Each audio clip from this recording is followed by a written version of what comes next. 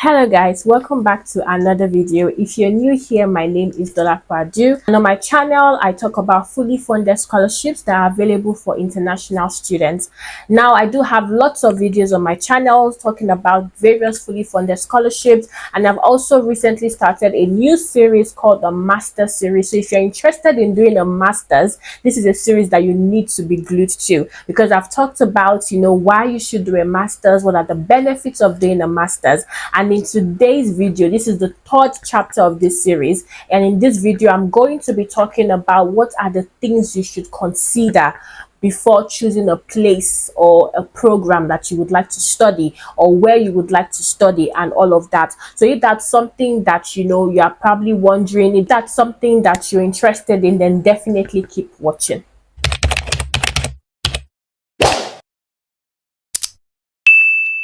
Okay, so let's start. Now let's say, for example, you're at the stage where you're interested in doing a master's. So you have watched the first part of my video where I've talked about why you should do a master's, and you already have your why, you have your motivation, what you're motivated to do a master's. Then you have also talked about, okay, is a master's worth it? So you have watched my second video where I talked about, is a master's worth it? What are the benefits you would get from a master's program? Now you're at that stage where you have now made your decision, and you've said, okay, fine, I'm ready now to start my application process. So what are the things you should consider? And trust me, these are very, very important tips. So I advise you to watch this video to the end, and also share this video to someone as well that is also contemplating doing a master's or is about to start their application process. Now the first thing you probably think about is, okay, where do I want to do my master's? Now, where in the sense of which country? So I'm going to film a separate video where I'm going to talk about some of the top countries where international students travel to do their masters. But in today's video, I'm just going to just shed just little light on those areas. So for example, you're thinking about, where should I do my masters? Maybe you have various options. The most popular options that I'm sure you are aware of, if you are watching this video, is either the UK, the USA, Canada. Some students go to Germany, some people go to Australia. These are kind of like the very popular countries that students usually travel to if they wanted to study a master's. And in my next video, I'll be explaining why those areas are popular, what are the benefits, and which one you should pick depending on your various situation and circumstances. So stay tuned for that video. So for me, for example, when I was trying to decide where I would do my master's, I had various options. I had an option of either going to the UK, or going to the USA, or going to Canada. Those were my three options. Now, when I looked at the application process in these three different countries, I then realized that, if I was applying to study in the UK, it seemed like a more straightforward process for me. Now, that's not to say that if you wanted to apply to USA or Canada, it's not a straightforward process, but I felt like there were more requirements that were needed based on the timing I had. So I had like a timeline that I wanted to, start my master's, let's say in like a year. So I started my application at the beginning of the year, and my aim was that by the end of the year, that's by September of that year, I would have started my master. So I weighed my options to see how much time I had to gather all the necessary requirements I needed to apply. Now, if you wanted to go to USA or Canada, for example, the application process would be totally different from if you wanted to go to the UK. And that's why it's important that you set a timeline, have a look at all the requirements you will need. So for me, for example, I knew I had to take the IELTS exam. So I looked at the timing of that. I knew that, for example, I needed to have my references in place. So I already had a look at some of the requirements that many of the master's programs were actually asking for, and that made me to start preparing my documents. So I do have a video on my channel where I talked about documents that you need if you wanted to apply for a master's. So go watch that video. I'm going to leave the link here, so go check out that video to get more insight on what kind of documents you'll be required to submit if you're applying for a master's program in the UK. Now, like I said, I looked at my timeline, I weighed my options, and that was one of my first reasons for choosing the UK. The second reason as well was because, I don't know, for some reason, I just kind of loved the UK. I just kind of loved how it was a bit conservative. It was not too out there. It was not too big. So I was kind of looking for a place that is not too, like, that would help me to settle down, and that was not too far from home. So that was another reason. So I looked about like personal reasons as well. If a family wanted to travel to come visit me, if I wanted to travel back home to come visit me, would it be easy for me to go? So I weighed my options in that area as well. The UK is about 6 hours from Nigeria, because I'm from Nigeria. On a direct flight is 6 hours, and I'm like, okay, 6 hours is fair. When I looked at the time and the flight distance from USA and Canada, it was just too far. It felt like I was just going to be too far away from home. And because I was also traveling alone at that time, I didn't want to feel so homesick that I wouldn't be able to travel home when I wanted to, because of the distance or how hectic the journey may be. So that was my own personal reason as well for choosing the UK. And also because it was just a bit more conservative. It was a bit smaller than the other countries as well. And I just wanted like a smaller place to first of all just, lay my head first, get my feet together, and then later on in the future, if I wanted to go to any of those other countries, I can then go, because I already have some kind of like solid experience. So that was my own personal reason. So these are kind of like the two top reasons why I chose the UK. Now it could be different for you as well. Maybe you're actually studying a master's not in the UK, maybe in another country. Look at your options, weigh your options practically, set a goal for, okay, how long is it going to take me to apply if I wanted to apply for a master's in this country? Or for example, if you're traveling with family, living in a place that's far away from home may not be an issue for you because you're traveling with family. So it just depends on what your options are and your personal circumstances. So I would say, if you're choosing which country you want to go to, make sure that you have done your research as well. Make sure that you have looked at, okay, what are the kind of like, what's the job market like? If I wanted to settle down in that country, if I wanted to start working and all of that, what is the job market like in that country? What's the cost of living? So I also looked at the cost of living. Actually, what's the cost of living like in this country? Is it very expensive? If I was coming in as a master student,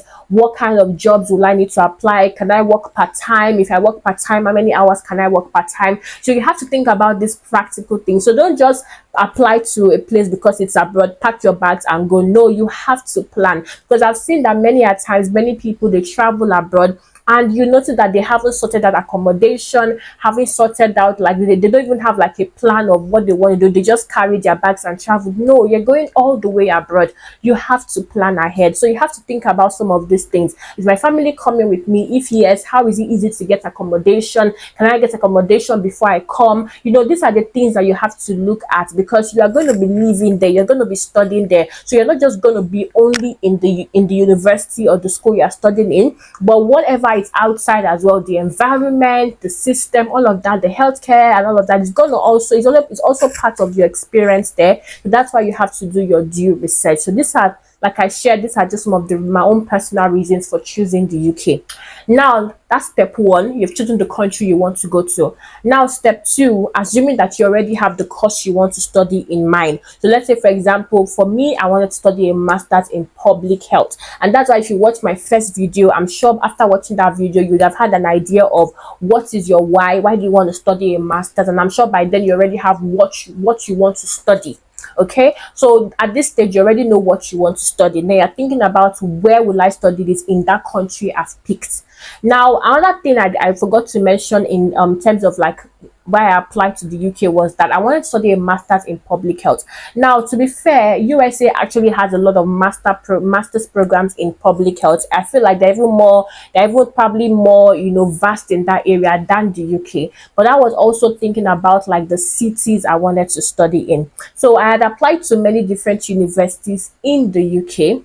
So before applying to those universities, I had a look at the city where those universities were. Because like I said, I'm not just going to be going to school alone. I'm going to be living in that city. I'm going to have a community there. Like, my life is going to be based there. So it's important to also do your research about the city you'd be living in. Now, when I actually got a scholarship to study in Sheffield, at the University of Sheffield, I was so happy, because when I looked at Sheffield as a city compared to the other cities I had applied for, like other universities in other cities that I applied for, Sheffield was just, just looked beautiful. And of course, I watched videos, I went on YouTube to see how the city is like, and it was really giving the kind of vibe I wanted. Somewhere that was calm, reserved, but also giving like a city life as well. So it was not too rural, not too urban, but just in the middle. So that's why I was very happy when I actually got a scholarship to study here in Sheffield. So that's also one thing you want to look at as well. What kind of city would you like to live in? Now, of course, some people don't have that luxury of choosing. Let's say, for example, now you're just trying to get a scholarship to study anywhere in the UK, and that is absolutely fine. That's absolutely valid. But also make sure that when you are sending in your applications as well, you are looking at those cities as well. What kind of city is it? Are there a lot of people of maybe of color in that city? Is there like a strong community as well? If you're a Christian like me, I had to look at what churches were there as well, because like I said, it's all part of my life. So you also want to think about that when you are trying to apply for master's programs. Now, the third thing, which of course is very important as well when you're deciding where to do your master's, is what benefits are there. So, for example, like I said, the scholarship benefits is there, and that's probably one of the things that restricts international students, because, of course, you're going to be applying for scholarships, and those scholarships will be from the university. So, you're kind of like restricted to studying in that university. But if you have the luxury, or maybe you are paying for yourself, then you do have that option and that opportunity to now decide where you want to study. So, that's in the case of maybe thinking about the city and all of that. That might be for someone who is probably paying for their fees, who can then decide and say, okay, I don't want to stay here because of this, but I want to stay here. But I understand for those who are applying for scholarships, because of course, wherever the scholarship is, that's where you're going to have to study, but still do your research regardless. It's still important to have an idea of where you're going to be traveling to if you do get the scholarship. Now, like I was saying, it was kind of like the benefit. So of course, if you are researching on universities that offer the course you want to study, also look at what scholarships they have, especially if you are not planning to pay out of, like, pay for yourself or pay for your fees. So you want to have a look. So before applying to the university, so you save your time applying, check what scholarship do they have. If you need a fully funded scholarship, check, do they offer fully funded scholarships. Remember that there are also government scholarships like the Chevening scholarship as well, and I have a video on my channel talking about the Chevening scholarship and how to apply, so go check that out. I'll leave the link here. But I digress. So essentially, basically, if you're applying for a government scholarship, most of these government scholarships, they are affiliated with certain universities. So you want to have a look as well and see, okay, which universities are this scholarship affiliated with, and then just kind of apply. I would say apply to everyone. No, don't just pick one. Apply to as many as you can, okay? And then that increases your chances of getting a fully funded scholarship. So you want to apply to as many universities in the UK where you can receive a fully funded scholarship from, or even if it's a partly funded scholarship as well. But like I said, if you're applying and paying your fees yourself, then please do more research. You have the opportunity to pick where you want to study based on, of course, your budget and the fees for the different universities. Now, the next thing I would say that you should do your research on before deciding where you want to study is look at the modules. Now, whenever you go on the university website, let's say, for example, you wanted to study law. If you go to, let's say, maybe you wanted to study law at the University of Sheffield, for example, or maybe any other university, go on the website, click on the course that is law. They will usually have a breakdown of what the course is about, and something that we call modules. So modules are essentially like different kind of like subjects, like mini subjects under the course that you're going to be studying. So you're going to be having lectures in this subject, you're going to be having assignments and things like that. Now, in my last video, I did mention that one of the things that drew me to study a master's in public health at the University of Sheffield, because it was both public health and international development, so there was the option of going for a field trip. Now, immediately I saw that instantly drew me, because I was excited that, oh yeah, I would love to have some research experience outside of the UK as well. So that was something that was very, enticing. So you want to have a look at some of those benefits, and you can only see those things when you actually go through the course modules.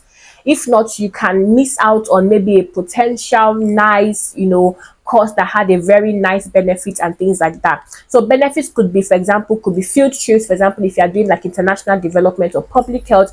Other benefits that I would say you should look out for as well is placement years. So now I think nowadays it's become more popular for many courses to have an extra year of placement. So that extra year of placement means that you have the opportunity to work for 1 year, like an IT or like an internship role, immediately after your masters. Some of them they do pay, some of them they don't pay you.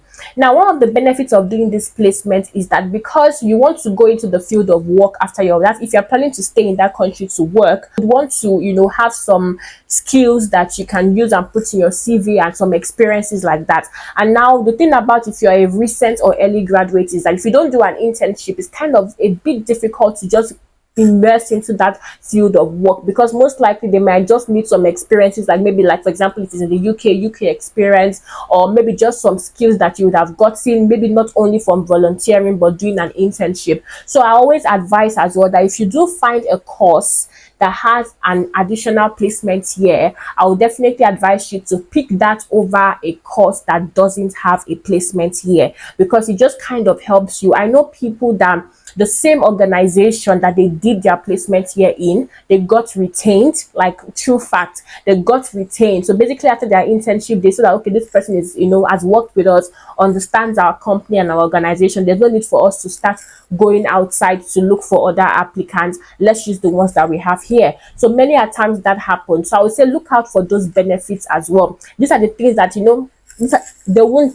these are just free information I'm giving you guys. These are things that you should look out for. So don't just apply for any master's program.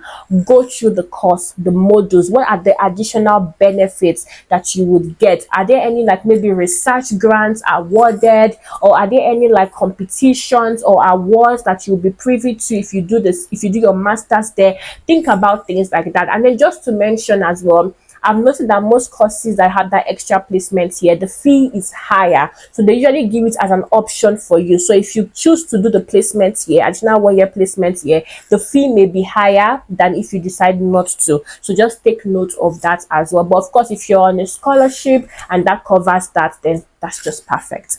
So that's another thing that you should look out for if you're deciding where and what to study for your masters. Of course, which is very obvious, is the fees. So you want to have a look at the fees, so especially if you're planning to pay for your fees yourself. Of course, you don't want to then apply, get an offer letter, and then you look at the fee and you're like, oh, I can't afford this. I'm sure if you're paying for your fees yourself, you do have a budget in mind. And of course, there are more the universities, for example, in the UK that are more expensive, like Oxford, Cambridge, things like that. And then there are some that may just be within your budget, but you will still have a very nice experience. You will still have you will still take the most out of that master's course. So have a look at the modules, and then have a look at the fees, and then see, okay, does this match my budget? Is this something that I can work with? Because one thing I realized is that yes, some universities will give you the option of paying like half, maybe like paying just like parts, maybe like 20% or 30% of your fees. But then it's like, how would you raise the remaining? Because I think as at now in the UK, you have about 20 hours, I may be mistaken, but about 20 hours of work as a student per week.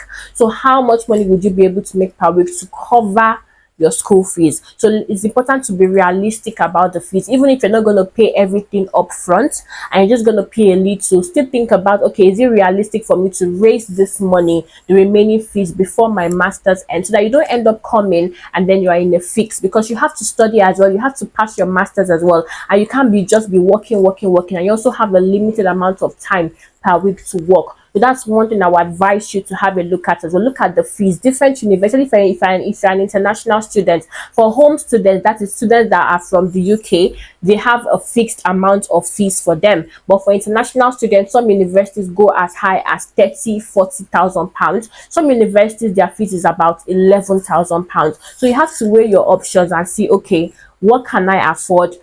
If I pay part now, will I be able to raise the remaining money when I come? So think about those things as well before deciding where you want to do your masters. Then just to add to when I talked about the city, One of the things that you also think about is the cost of living in that city. So for example, in the UK, cost of living in London will be more expensive than the cost of living in, let's say, for example, Leeds or Manchester or Nottingham or Sheffield or things like that. So it's important for you to have a look at what the cost of living is like, because if you were a student and you were just starting off and you had to pay for accommodation in London, that would be very expensive for you. And if you were maybe paying accommodation in, let's say, Nottingham or let's say Manchester or things like that, so it's important for you to weigh that as well. Think about when you are searching for the cities, look at what is the cost of living in that city, how much is transportation, how much is accommodation, things like that, so that to help you to settle in. One extra thing I would say, and of course this is about deciding which country, I would say think about the language barriers. So for example, if you want to study in Germany, Germany is not a full English speaking country compared to the UK. So you want to think about, okay, are there language barriers? Do I have to learn a new language? Will I be able to cope in a non-English speaking country? These are the things that you would also want to consider, because there are people that they are in Germany, they are flourishing, they don't mind, they are studying, they studied the language, they love it, and they are enjoying it. So it's important for you to also think about your own limitations as well. Okay, can I study German language? Can I study Polish? What do I need to do? Do I need to sit for the English or the language exam before I come? So you have to do your research before deciding which country you want to go to. So I just thought to just add that there as well. That language barriers as well will be something that is important for you to take note of when you are deciding where to study. So I hope that this video has been helpful. In this video, I've talked about how to decide which program you want to study, how to decide where you want to study, and the things that you need to take note of. So if you found this video helpful, please give it a thumbs up, like, share, leave a comment down below. Let me know what what did you learn from this video. What are the things that maybe if you have done a master's abroad, what are the things you considered or thought of before doing your master's? I would really love to read your comments, so please leave a comment down below. And if you are yet to subscribe, please do subscribe to my YouTube channel. Thank you guys for watching, and I will see you in the next chapter of this series. Bye.